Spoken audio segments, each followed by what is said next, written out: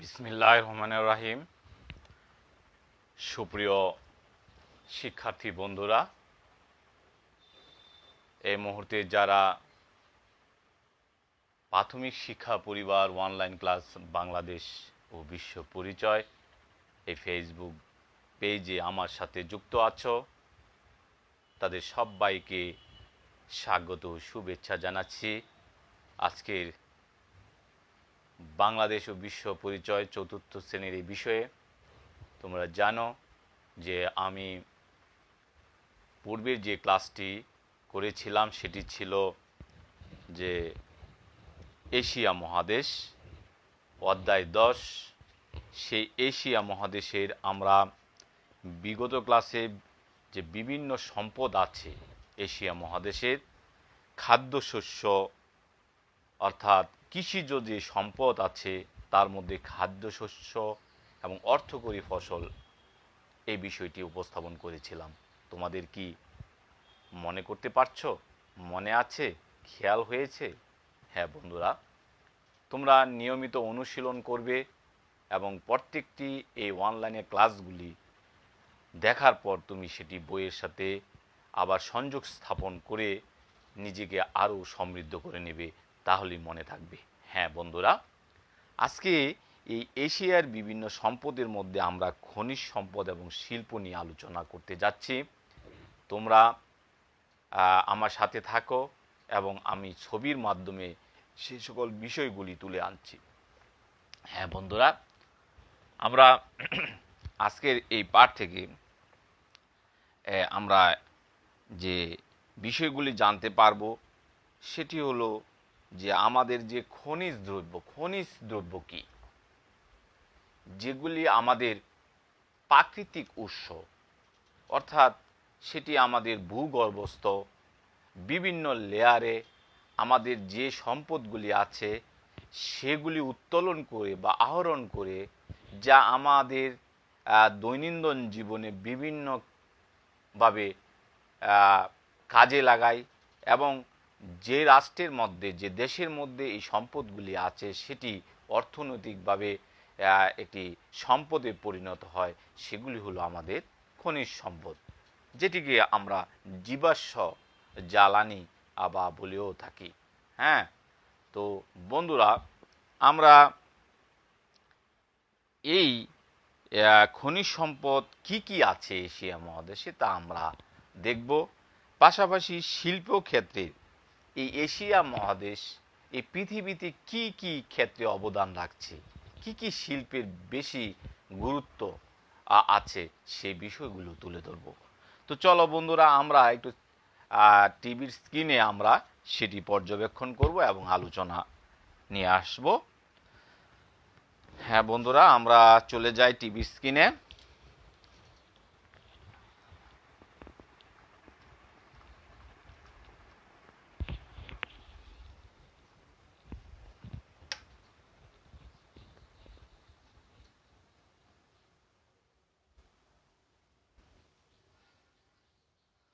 তোমরা দেখতে পাচ্ছ যে প্রাথমিক শিক্ষা পরিবার, হ্যাঁ,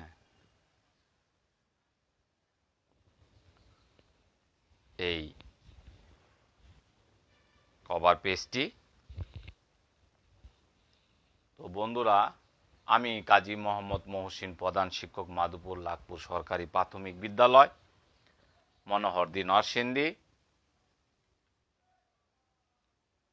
হ্যাঁ, চতুর্থ শ্রেণী বাংলাদেশ ও বিশ্ব পরিচয় অধ্যায় 10 এশিয়ার সম্পদ নিয়ে আমরা আলোচনা করছি। এটি তোমরা জানো যে এটি একটি এশিয়া মহাদেশের আমাদের, হ্যাঁ, যে মানচিত্র। এখানে লক্ষ্য করেছ যে এশিয়া মহাদেশের যে এখানে অনেকগুলো মহাদেশ আছে। দেখো, এশিয়া মহাদেশটি নিশ্চয়ই তোমরা দেখতে পাচ্ছ। আমরা এই এশিয়া মহাদেশের এই সম্পদগুলি নিয়ে আলোচনা করব। হ্যাঁ বন্ধুরা, আমি একটু নির্দেশক কাঠি নিচ্ছি।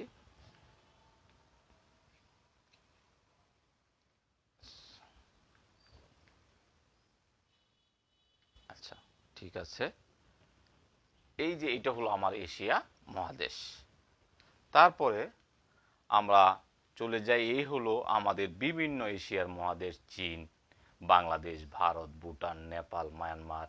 হ্যাঁ, এগুলো আমরা জানি সব রাষ্ট্রের। তার ছাড়া আছে দেখো এদিকে সৌদি আরব, কুয়েত, বাহরাইন, ইরাক, সিরিয়া, তুরস্ক, হ্যাঁ, তুর্কমেনিস্তান, তাজিকিস্তান, আফগানিস্তান, হ্যাঁ, শ্রীলঙ্কা, মালদ্বীপ, কম্বোডিয়া, এই যে Indonesia, Singapore, Malay, Brunei, Philippine, Vietnam, এগুলো হলো এই যে জাপান, এগুলো হলো আমাদের উত্তর কোরিয়া, এগুলো হলো আমাদের মঙ্গোলিয়া, এশিয়া মহাদেশের রাষ্ট্র। তো এই সকলগুলো রাষ্ট্রের মধ্যে আমাদের যে সকল খনিজ দ্রব্য আছে, দেখো এখানে যে ছবিটি তোমরা লক্ষ্য করছো সেটি দেখো, এটি হলো আমাদের এক ধরনের জ্বালানি কয়লা। এই কয়লা দ্বারা প্রথমে আমরা জানি যে আমাদের যে যখন শিল্প বিপ্লব 1887 দিকে যখন শিল্প বিপ্লব শুরু হয়েছে, অর্থাৎ যখন আমাদের ইঞ্জিনের দিকে আমরা ঝুঁকে পড়েছি, সেই 18 সালের কথা, তখন কিন্তু এই জ্বালানি হিসাবে আমরা কয়লা ব্যবহার করেছি। বিশেষ করে আমাদের যে রেলগাড়ি চলতো সেখানে এই কয়লার মাধ্যমে রেলগাড়ি চলতো। তার পরবর্তীতে এই কয়লা একটি মানে আমাদের খনিজ সম্পদ হিসাবে আমরা বিভিন্ন বিদ্যুৎ উৎপাদনে আমাদের ব্যবহার করে থাকি। হ্যাঁ, আমরা বাংলাদেশের অনেকগুলো বিদ্যুৎ, বাংলাদেশ নয় পৃথিবীর অনেক রাষ্ট্র সে বিদ্যুৎ উৎপাদনে কয়লার ব্যবহার করা হয়। আমরা বিশেষ করে বাংলাদেশে লক্ষ্য করেছি যে আমাদের যে ইটের ভাটা আছে সেখানে কয়লার মাধ্যমে ইট পোড়ানো হয়ে থাকে, তোমরা জানো। এবং দেখো এই যে খনি থেকে কয়লা কি উত্তোলন করা হচ্ছে, আহরণ করা হচ্ছে। তো তারপরে চলে যাই, এই কয়লা সম্বন্ধে আমরা একটু জানি যে কয়লা এক প্রকারের জীবাশ্ম জ্বালানি, ঠিক আছে। তো প্রাচীনকালে বৃক্ষ দীর্ঘদিন মাটির তলায় চাপা পড়ে ধীরে ধীরে কয়লায় পরিণত হয়। সাধারণত কয়লা কালো বর্ণের হয়ে থাকে, কার্বনের একটি রূপ। কয়লাটা হলো একটা কার্বনের রূপ। কাঠ, কয়লার কাঠ হতে এবং খনিজ কয়লা খনিতে পাওয়া যায়, অর্থাৎ কাঠের কয়লাও আমাদের আছে, এটা কাঠ হতে, এটাও কিন্তু আমরা জ্বালানি হিসেবে ব্যবহার করি। আর খনিজ কয়লা খনিতে পাওয়া যায় ইন্দোনেশিয়ার, ভারত, চীন, বাংলাদেশ প্রভৃতি দেশে এই কয়লা খনি আছে। তাহলে আমরা জানতে পারলাম যে কোন কোন রাষ্ট্রে আমাদের এই কয়লা খনিগুলো আছে। আমাদের যেমন বাংলাদেশের দিনাজপুরের বড়পুকুরে একটি কয়লা খনি আছে, এই নামটি আমরা জানি। তাহলে বন্ধুরা পরের আমরা যাই, এই যে লক্ষ্য করছো গাড়িতে যে তেল ভরা হচ্ছে, আমরা পেট্রোল ভরে থাকি, এখানে সমুদ্রের মধ্যে দেখো একটি স্থাপনা, এখানে কি হচ্ছে? নিশ্চয়ই মনে একটি প্রশ্ন জাগে, এখানে কি হচ্ছে? এটি হলো সমুদ্রের তলদেশ থেকে, গভীর থেকে এখানে পেট্রোলিয়াম অর্থাৎ অপরিশোধিত তেল এখানে উত্তোলন করা হচ্ছে। হ্যাঁ, এরকম বাংলাদেশেও আমাদের কক্সবাজারে সেটি আছে তেল উত্তোলনের জন্য। দেখো খনিজ তেলটা কি আসলে? খনিজ তেলটা হলো অপরিশোধিত একটি তেল বা খনিজ তেল, যেটাকে তরল আমরা সোনা বলে থাকি। মূলত হাইড্রোকার্বন ও অন্যান্য কিছু জৈব যৌগের মিশ্রণ। এটি একটি বিজ্ঞানের বিষয়, তবুও এই বাংলাদেশ ও বিশ্ব পরিচয় বিষয়ে এর কিছু তথ্য দিয়ে রাখি। এদের মধ্যে কার্বন এবং হাইড্রোজেন বিশেষ গুরুত্বপূর্ণ। অপরিশোধিত এই তেলকে ব্যবহার উপযোগী করার জন্য এর বিভিন্ন অংশকে আংশিক পাতন পদ্ধতিতে পৃথক করা হয়। পেট্রোলিয়াম বিদ্যমান বিভিন্ন এই উপাদান স্ফুটনাঙ্কর ভিন্ন ভিন্ন হয়। এগুলি একটি বিজ্ঞানের কথা, এখন এটি নিয়ে বিস্তারিত বলতে যাচ্ছি না। এই স্ফুটনাঙ্কের উপর ভিত্তি করে তেল পরিশোধনাগারে পৃথকীকরণ বিভিন্ন অংশের নাম পর্যায়ক্রমে petroleum gas, petrol, gasoline, naphtha, kerosene, diesel তেল, লুব্রিকেটিং তেল, বিটুমিন, এগুলো হলো তোমার এই খনিজ তেল থেকে একটা অংশ। এবং এটি ভূগর্ভ থেকে যে তরল জ্বালানি তোলা হয় তাকে আমরা কিন্তু পেট্রোলিয়াম বলে থাকি। তো ঠিক আছে বন্ধুরা, তারপরে চলে যাই, আমরা কয়লার কথা জানলাম, খনিজ তেলের কথা জানলাম। এখন আমরা জানবো প্রাকৃতিক গ্যাস। নিশ্চয়ই আমরা জানো যে আমাদের বাসা বাড়িতে যে গ্যাস দিয়ে রান্না করা হয় সেটি হলো প্রাকৃতিক গ্যাস, এবং উপরের একটি চুল্লি দেখা যাচ্ছে। এবং এখানে লক্ষ্য করছো একটি টিউবওয়েলের মুখ থেকে মানে আগুন উঠছে, আর মানে হলো গ্যাস বের হচ্ছে, এবং এখানে যখন আগুন ধরিয়ে দেওয়া হয় তখন এই গ্যাস থেকে আগুন জ্বলছে। এটি বাংলাদেশের বিশেষ করে কুমিল্লা এলাকায়, ব্রাহ্মণবাড়িয়া এলাকায় প্রায়ই শোনা যায় এই ধরনের ঘটনা, যে ওইসব এলাকায় সবচেয়ে বেশি গ্যাস আছে, সিলেট, কুমিল্লা এইসব জায়গায়। তো যাই হোক, আমরা এই প্রাকৃতিক গ্যাস একটি খনিজ সম্পদ, এবং এটি একটি জাতীয় সম্পদও বটে, কারণ এই গ্যাসের দ্বারা আমাদের বিশেষ করে বিদ্যুৎ উৎপাদন হয়ে থাকে। আমরা একটু জানি যে খনিতে প্রাপ্ত গ্যাস সাধারণত মিথেন গ্যাস হয়ে থাকে। মাটির 1500 থেকে 4000 ফুট নিচে অবস্থান করে এই গ্যাসটি কূপ খননের মাধ্যমে উত্তোলন করে পাইপের মাধ্যমে বাণিজ্যিক ব্যবহার করা হয়। বাংলাদেশের বিদ্যুতের সবচেয়ে বড় কাঁচামাল এই গ্যাস, অর্থাৎ আমাদের অনেকগুলো এই পাওয়ার স্টেশন এই মানে গ্যাস দ্বারা সেই পাওয়ার স্টেশনগুলি কি পরিচালিত হয়, অর্থাৎ গ্যাস না থাকলে আমাদের বিদ্যুৎ উৎপাদন কমে যায়। এছাড়া আমাদের যে সিএনজি, এলএনজি, অর্থাৎ এই যে গাড়িতে যে গ্যাস বলা হয়, এলপিজি, এইগুলা একটি প্রক্রিয়া। এবং বিশেষ করে আমাদের যে সার, ইউরিয়া সারের কথা তোমরা জানো, যে সার আমরা ফসল ফলাই, সেই সারেরও একটি প্রধান উপাদান কিন্তু প্রাকৃতিক গ্যাস, প্রাকৃতিক কাঁচামাল হিসেবে ব্যবহৃত হয়। বাংলাদেশ, পাকিস্তান, বার্মা, ভারত সব বিভিন্ন দেশে এই প্রাকৃতিক গ্যাস আছে। তাহলে আমরা এই এশিয়ার মধ্যে যেসব রাষ্ট্রের মধ্যে এই গ্যাসগুলো আছে, বাংলাদেশ, পাকিস্তান, বার্মা, ভারত সহ বিভিন্ন দেশে, আরও দেশেও এরকম প্রাকৃতিক গ্যাস আছে। তাহলে আমরা জানতে পারলাম, প্রথমে জানতে পারলাম আমাদের কি আছে। আমরা জানতে পারলাম যে প্রথমে আমাদের কয়লা আছে একটি বিষয়, খনিজ তেল এবং প্রাকৃতিক গ্যাস, এবং এশিয়া মহাদেশে প্রচুর এইসব খনিজ দ্রব্যগুলো রয়েছে। এছাড়াও এশিয়া মহাদেশে আরও কিছু আছে, যেমন ধরো এই যে এটি নিশ্চয়ই বুঝতে পারছো যে এটি তার, এই তারের যে ভিতরের যে এর উপরটা হলো কভার প্লাস্টিকের, এটা হলো তার বলি। এটি দেখো কি যে কালার, সেটি দেখি বুঝতে পারছো এটি একটা তামার তার বলি আমরা। হ্যাঁ, আমরা যখন তার কিনতে যাই তখন প্রশ্ন করি এটি তামার কিনা, এবং এই তামা একটি এশিয়ার খনিজ দ্রব্য। এই যে তামার গ্লাস, হ্যাঁ, আমরা আমাদের যারা পূর্বপুরুষ ছিলেন তারা অনেকেই পূর্বে, আমরা যখন এখন বিভিন্ন ধরনের সিরামিকে আমরা অভ্যস্ত হয়ে পড়েছি আমাদের খাবার দাবারে, কিন্তু আজ থেকে 50 বছর কি তারও বেশি সময় আগে যারা সাধারণত এই তামার পাত্রে খাবার খেত, তামার পাত্রে পানি খেত, অর্থাৎ গ্লাসগুলোতে, আমরা সেটি ইতিহাস থেকে জানতে পারি অথবা বিভিন্নভাবে আমরা জানতে পেরেছি। তারপরে দেখো এই যে অলংকার, অর্থাৎ দেখো যারা আমাদের মা বোনেরা আছেন তারা এই শাস্তে এই অলংকার ব্যবহার করে থাকেন, এইটিকে আমরা বলি সোনা। এই সোনাও এশিয়ার একটি খনিজ একটি পদার্থ। তারপরে আছে এটি রূপা, হ্যাঁ, রূপা একটি খনিজ পদার্থ। তারপরে আছে অব্র, হ্যাঁ, এটি হলো ম্যাঙ্গানিজ, এটি খনিতে পাওয়া যায়, এটি আমাদের একটি খনিজ সম্পদ। পরে আছে অব্র, এই হলো আমাদের অব্র। তারপরে আসো আমাদের শিল্পে এশিয়া মহাদেশের যথেষ্ট উন্নত।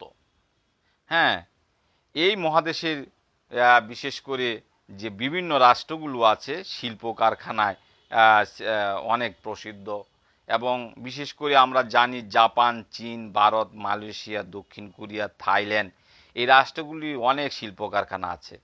এবং বিশেষ করে এই রাষ্ট্রগুলোর কারণে বাংলাদেশে বিশেষ করে এই রাষ্ট্রগুলোর বিশেষ করে জাপান, চীন, ভারত, মালয়েশিয়ার এবং এই দক্ষিণ কোরিয়া, থাইল্যান্ডের বিভিন্ন দ্রব্য আমাদের এই দেশে পাওয়া যায়।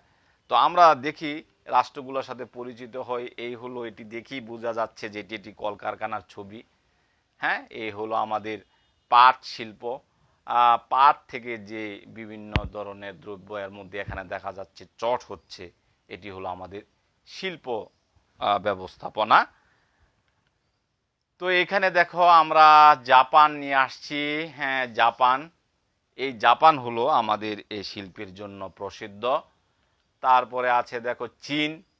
হ্যাঁ, পাশে চীনের গ্রেট ওয়াল, এইটি দেখি আমরা বুঝতে পারছি এটি একটি চীনের মানচিত্র। তারপরে দেখো, হ্যাঁ, খেলোয়াড়, দেখি আমরা বুঝতে পারছি এটি একটি ভারতের ছবি।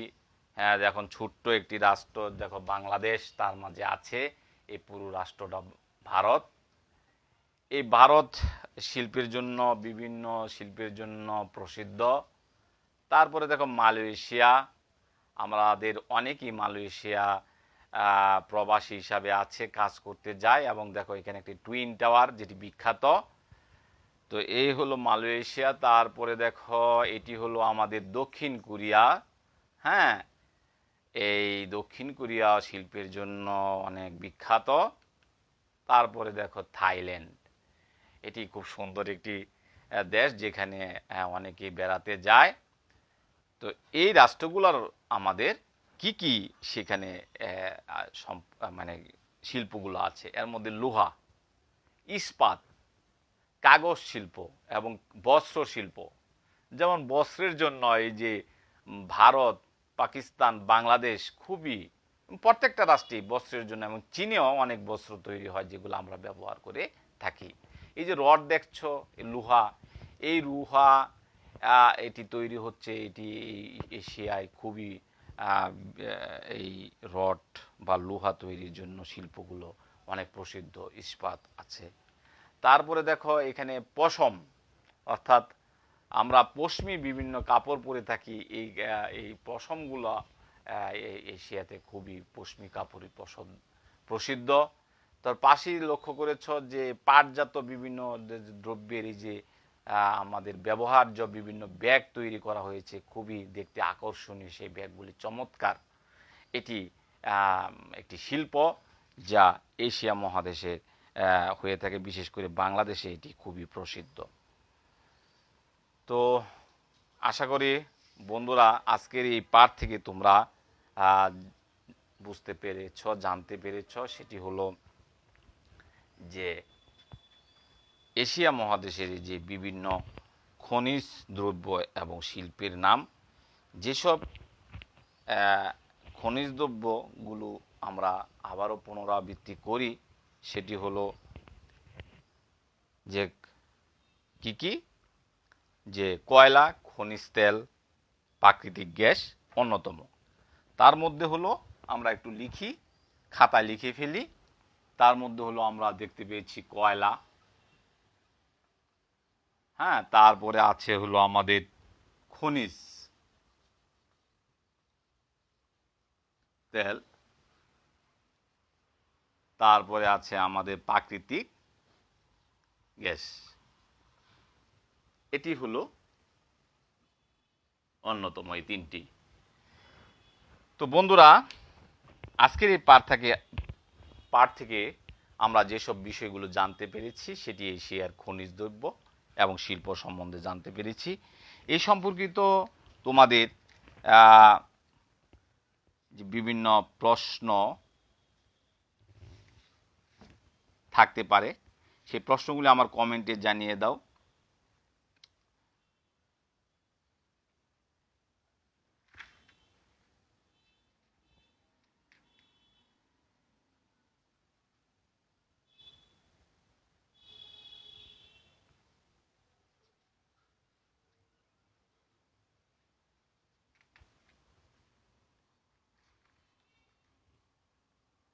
ঠিক আছে বন্ধুরা, আমরা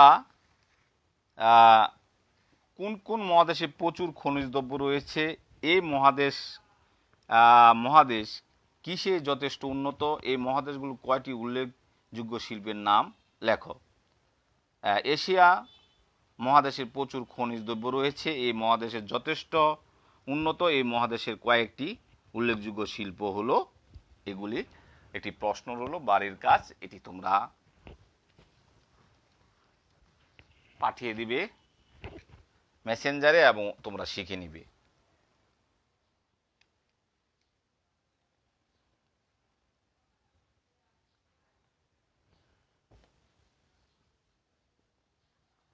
এশিয়া মহাদেশের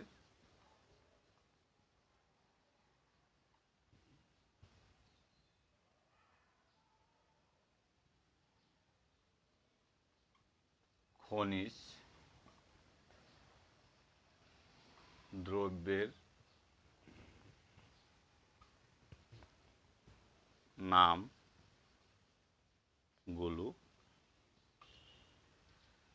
লিখো। এটি হলো তোমাদের বাড়ির কাজ। তো আশা করি আজকের এই পাঠ থেকে তোমরা এশিয়া মহাদেশের এই খনিজ দ্রব্য এবং শিল্পের সম্বন্ধে জানতে পেরেছ। দেখা হবে আরেকটি কোনো বিষয় নিয়ে। সে পর্যন্ত তোমরা সুস্থ থেকো, ভালো থেকো এবং নিরাপদে থেকো, এই প্রত্যাশাকে রেখে আজকের এই ক্লাসটি শেষ করছি। আল্লাহ হাফেজ।